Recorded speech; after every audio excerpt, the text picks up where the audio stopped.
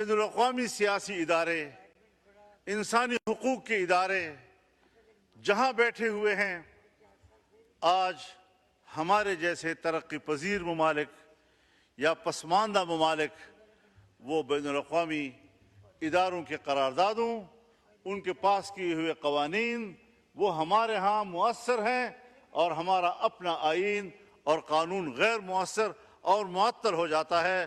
اس سے ابھی حال ہی میں آپ نے وہ قانون سازیاں کی ہیں جس کے آپ کا اپنا آئین ایسی قانون سازی کی قطعاً اجازت نہیں دیتا۔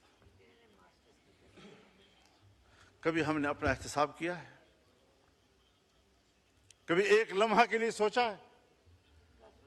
اور جب آپ اس ملک کے اندر آئین کو پامال کرتے ہیں، جب آپ اس ملک کے اندر قرآن و سنت کو پامال کرتے ہیں، تو کبھی اس کو حقوق انسان کا لقب دے دیتے ہیں، تو کبھی ان کو حقوق نسوان کا لقب دے دیتے ہیں۔ میں حیران اس بات پر ہوں کہ اسی ایوان کے اندر ہم نے وہ قانون سازی بھی دیکھی، ہم نے بھی اس کا دفاع کیا، لیکن وہ قانون پاس ہو گیا تھا کہ حد زنا، اس میں زنا بالجبر اور زنا بالرضا کے درمیان فرق کیا گیا، اور زنا بالرضا کے حوالے سے قوانین معطل کر دیے گئے، تبدیل کر دیے گئے، آئینی ترمیم تک کی قوانین معطل کر دیے گئے، تبدیل کر دیے گئے، آئینی ترمیم تک کی گئی اور سہولتیں مہیا کی گئی۔ لیکن آج ہم 18 سال کی عمر کو نکاح کے لیے پابند کر کے اس پر سزائیں دے رہے ہیں۔ دولہا دلہن کو بھی سزا، ان کے والدین کو بھی سزا، اس نکاح خان کو بھی سزا۔ یہ کس قانون کے تحت اس قسم کی سزائیں آپ نافذ کر رہے ہیں، جبکہ اسلامی نظریاتی کونسل اس کو مسترد کر رہا ہے، تمام علماء کرام اس کو مسترد کر رہے ہیں، جو قرآن و سنت کے حوالے سے اتھارٹی تصور کیے جاتے ہیں وہ اس کو مسترد کر رہے ہیں۔ خلاصہ کلام یہ جناب اسپیکر، مسئلے کی نزاکت کو دیکھیں، اس پہلو پہ نظر ڈالیں کہ ہم جائز نکاح کے لیے تو مشکلات پیدا کر رہے ہیں اور زنا بالرضا کے لیے سہولتیں پیدا کر رہے ہیں۔ یہ علامت ہے پاکستان کی اسلامی مملکت کی۔ اس کے بعد ہم اس کو اسلامی مملکت کہیں گے؟ یہ کوئی صرف جھومر ہے کہ ہم ماتھے میں اس کو لٹکاتے رہیں؟ آپ نے اس آئین کے اندر اپنے آئین کو پامال کیا ہے۔ آپ نے ایک مسلمان ملک کے پارلیمنٹ کے طور پر قرآن و سنت کو پامال کیا ہے۔ کب احساس ہوگا آپ کو؟ اور جب اس پر تنقید کی جاتی ہے تو ادارے بھی، اور پتہ نہیں ان کے کام آنے والے کیا کیا لوگ، این جی اوز، وہ ہمارے اوپر ٹوٹ پڑتے ہیں۔ کبھی آپ اوپن ڈیبیٹ کریں، تم بتاؤ ہمیں تمہارا ملحدانہ فکر، تمہارا لبرل سوچ، تمہاری آزاد خیالی، تمہاری روشن خیالی، آمنے سامنے آ کر ہم بتائیں گے آپ کو کہ وہ کس قدر تاریخ ہے اور قرآن و سنت کس قدر روشن ہے اور کس قدر انسانیت کا محافظ ہے۔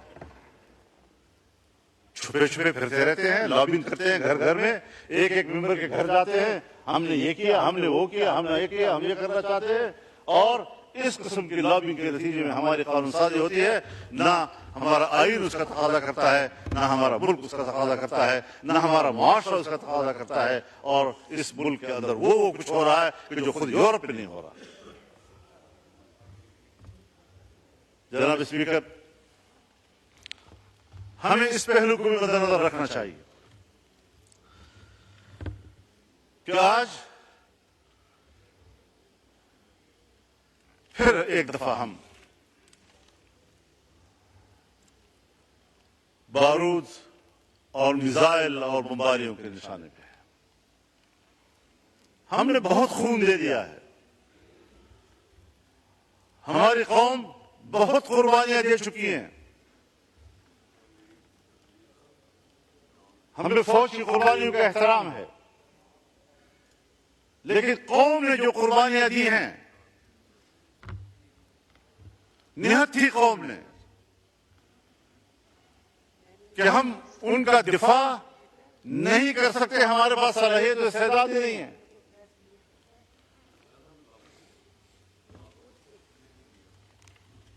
مجھے کراچی میں بتایا گیا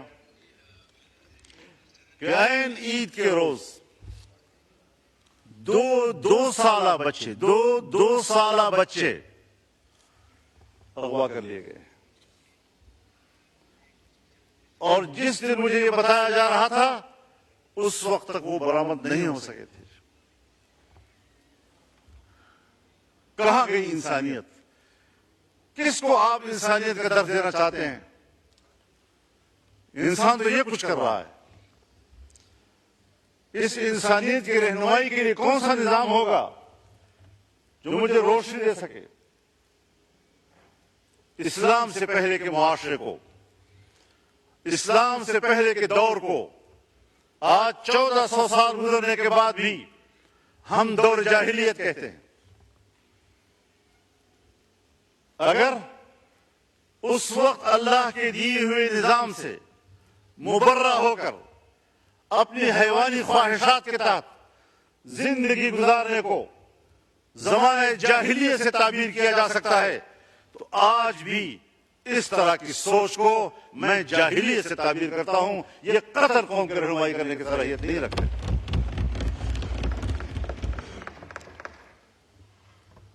آپ ہم سے چاہتے کیا ہیں؟ ہم اپنا فکری ہتھیار بھی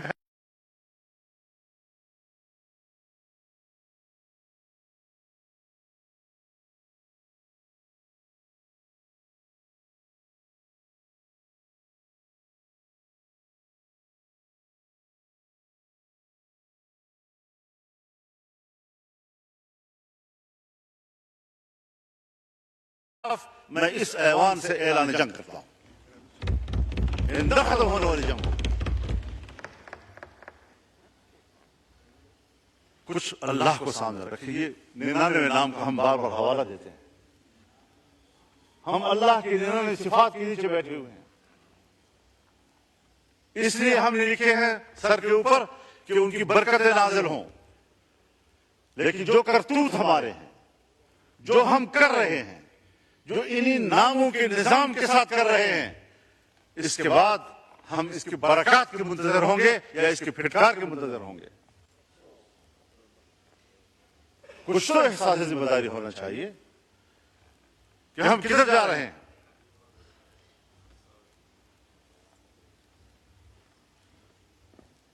آج ہمارا فلسطینی 60,000 سے زیادہ شہید ہو چکا ہے، اور ابھی تک میرے مسلمان بھائی کا خون پی پی کر صہیونی درندوں کا پیاس نہیں بجھ رہا۔ مسلسل بمباریاں جاری ہیں، 2 روز کے اندر 1,500 لوگ شہید ہو چکے ہیں۔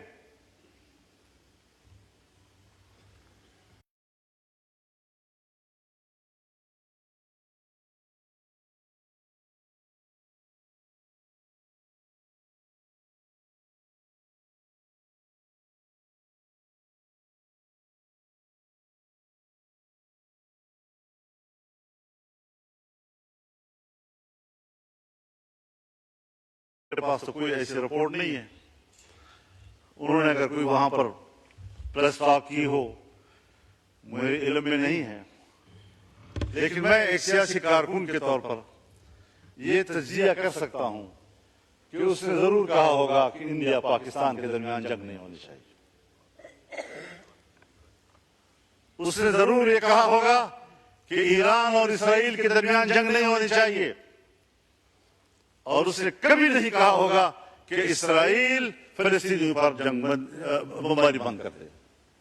یہ 3 جملے میرے پاس ہیں کہ ادھر سے انڈیا پاکستان جنگ کی بات ہوئی ہوگی، اسرائیل اور ایران کے جنگ کی بات ہوئی ہوگی، اور کبھی بھی فلسطین کے حوالے سے ٹرمپ نے بات نہیں کی ہوگی۔ کیوں یہ امتیاز بڑھتا جا رہا ہے؟ جہاں پر صہیونی مرتا ہے، جہاں پر مودی مرتا ہے، اس سے تو ان کو تکلیف ہو رہی ہے، لیکن اگر ایک غریب مسلمان غیر مسلح مسلمان، چھوٹے چھوٹے بچے، خواتین، بوڑھے بزرگ، ان کا خون بہ رہا ہے، پورا شہر ملبے کا ڈھیر بن گیا ہے، اس کا کسی کو احساس نہیں ہے۔ مسلمان کی نظر سے نہ دیکھو، انسان کی نظر سے دیکھو۔ اس کا معنی یہ ہے کہ اگر کوئی شخص مسلمان نہیں ہے، اگر کسی شخص کی زندگی قرآن و سنت کی تعلیمات سے آراستہ نہیں ہے، تو پھر یہ انسانیت نہیں، اسی کو ہم حیوانیت کہتے ہیں۔ اس انسانیت پر فخر مت کرو، شرم کے مارے تمہارے سر جھک جانے چاہیے۔ اس کو انسانیت کہتے ہیں۔ پاکستان اسلامی دنیا کا بڑا ملک ہے، پاکستان اسلامی دنیا کا مؤثر ملک ہے، پاکستان اسلامی دنیا کا طاقتور دفاعی قوت ہے، پاکستان اسلامی دنیا کا ایٹمی طاقت ہے، پاکستان کے اندر وہ تمام صلاحیتیں موجود ہیں کہ وہ امت مسلمہ کی قیادت کرے۔ اور ہم ہیں کہ ملک کے داخلی صورتحال میں بھی ہم دفاعی پوزیشن میں ہیں، اور خطے کی صورتحال میں بھی ہم دفاعی پوزیشن میں ہیں۔ قیادت خاک کریں گے ہم۔ یہی پیغام اس پارلیمنٹ سے امت مسلمہ کو جانا چاہیے، OIC کو جانا چاہیے۔ بین الاقوامی اداروں کی کوئی حیثیت اب نہیں رہی۔ OIC ایک دکھاوا ہے، OIC۔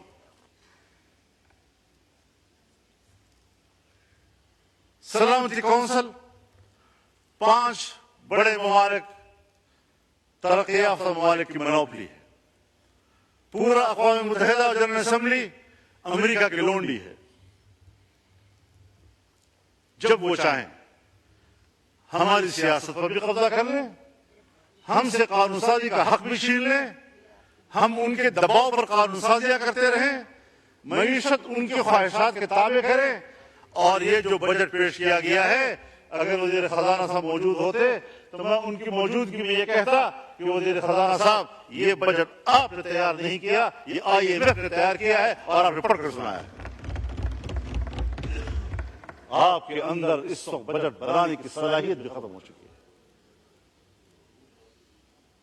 کب ایک طاقتور ملک کی حیثیت اختیار کریں گے ہم؟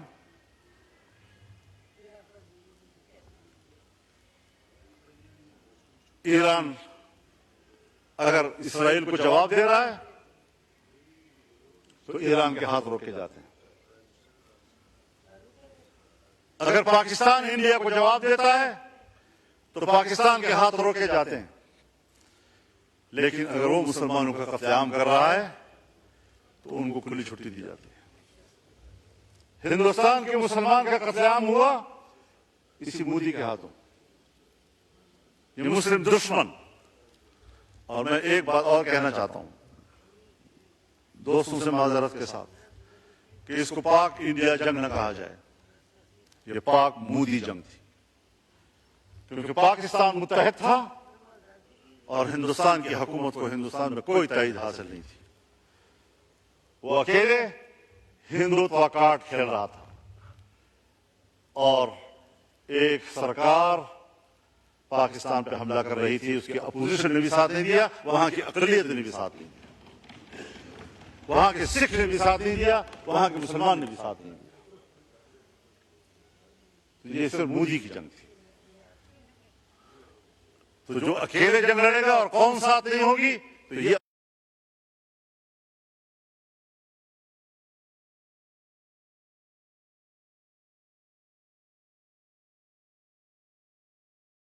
لڑ رہے تھے تو قوم آپ کے ساتھ نہیں تھی، تو نتیجہ کیا نکلا؟ آج آپ لڑے اور قوم آپ کے ساتھ تھی تو نتائج کیا سامنے آئے؟ لیکن ہمیں خطے کی سیاست میں اس کے اچھے نتائج حاصل کرنے کی اسٹریٹجی بنانی ہوگی، سوچ سمجھ کر بنانی ہوگی۔ ہمیں خطے میں ایران کو اعتماد میں لینا ہوگا۔ ہم ایران کے ساتھ کھڑے ہیں اور پاکستان کو کھل کر کھڑا ہو جانا چاہیے۔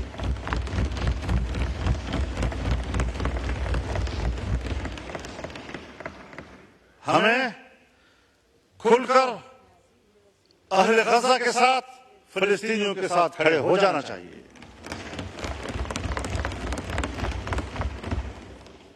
یہود ہنود یہ ایک ہے, وہ ایک دوسرے کے اتحادی ہیں. اگر فلسطین سے آگے لبنان پر وہ حملہ کر چکا ہے, اگر وہ شام پر حملے کر چکا ہے, پرانے قبضے ایک طرف, حال ہی میں جو اس نے شام کی دفاعی قوت کو تباہ کیا ہے, عراق پہ جو کچھ گزری ہے وہ آپ کے سامنے ہے, اس کے بعد ایران, اس کے بعد اب پاکستان.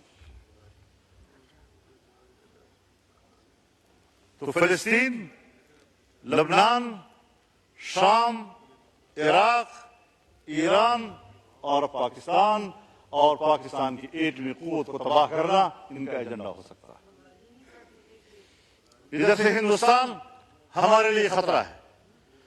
ہم خطے میں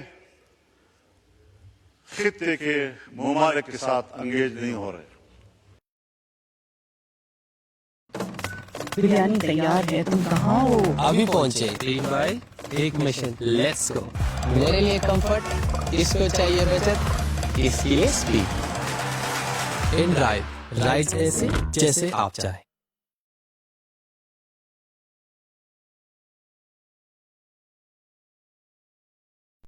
Looking for a solution for scanty hair and bald patches? Look no further. Wigomania. Budget میں ممبران اپنے حلقوں کی بات بھی کرتے ہیں, اپنے علاقوں کی بات بھی کرتے ہیں.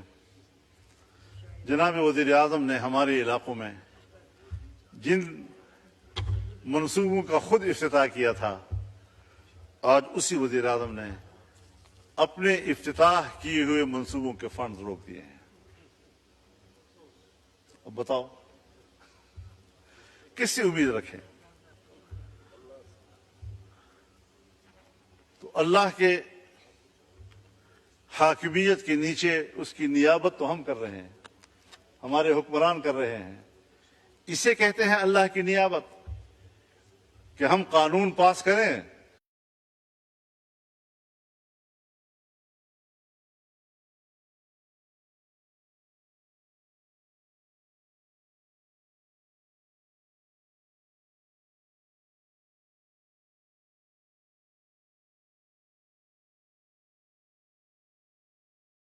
اب جب میرے ملک کو چلانے والے لوگ, ان کی خودداری, ان کا اعتماد, اس کی حالت یہ ہے کہ اس پر فاتحہ پڑھا جائے, ختم ہو چکی ہے, یہ لوگ میرے ملک کو چلائیں گے؟ 25 کروڑ کے عوام کی اس ملک کو یہ لوگ چلائیں گے؟ جناب والا, اس ملک میں انقلاب چاہیے. روایتی سیاست کا دور اب ختم ہو چکا ہے. عوام کو بیدار کرو, اس میں شعور پیدا کرو, تاکہ وہ اپنے مسائل کے لیے خود آواز بلند کر سکے. تو یہ چند گزارشات تھی. میں نے کچھ اگر وقت زیادہ لے لیا ہے تو اس کی سزا کسی دوسرے میرے کلیگ کو نہ دینا. نہیں اللہ کرے کہ ہم اپنی روش پہ نظر ثانی کریں, ملک کے اندر جمہوری اقدار کو بحال کریں, سیاستدانوں کے ساتھ انتقامی رویہ نہ رکھیں, اور ایک انصاف پر مبنی نظام ہونا چاہیے. معیشت قوت کے استعمال سے بہتر نہیں ہوگی, معیشت قوم کو انصاف مہیا کرنے سے ہو سکتی ہے, اس کے بغیر نہیں. وآخر دعوانا ان الحمدللہ رب العالمین. شکریہ جی. حنین بلوچ صاحب. حنین بلوچ not present. صبا صادق صاحبہ.